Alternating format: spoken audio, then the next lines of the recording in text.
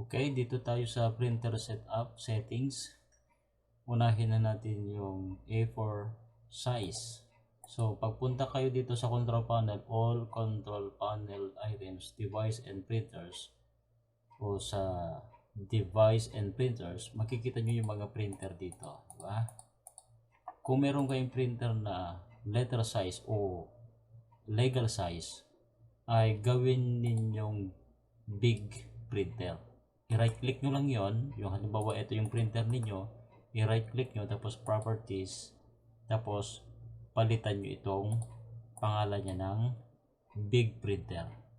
Ito na yung sa akin, halimbawa ay ginawa ko nga yung PDF ay ginawa ko lang siyang big printer para sa report.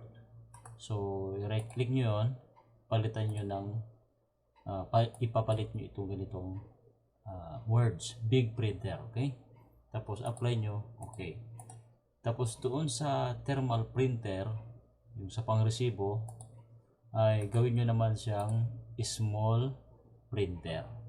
Okay, bakit? Kasi para every time na mag-print kayo dito sa POS,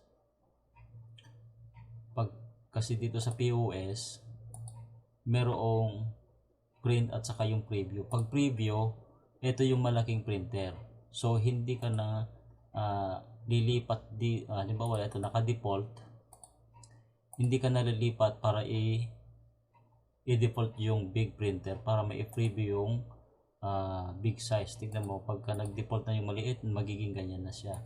Kailangan ay malaki, big printer yan. Pag click mo yan, lilipat siya sa big printer. Tingnan nyo, automatic lumipat. Ngayon, pagka mag-print ka naman ng small printer dun sa resibo, ay i-click nyo lang to, lilipat na rin itong default dito sa small printer. Kusa na yan na lilipat. Katulad nito, pag-click yan, okay.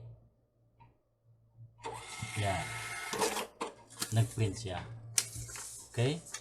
Ganun lang ang gagawin dun sa printer settings.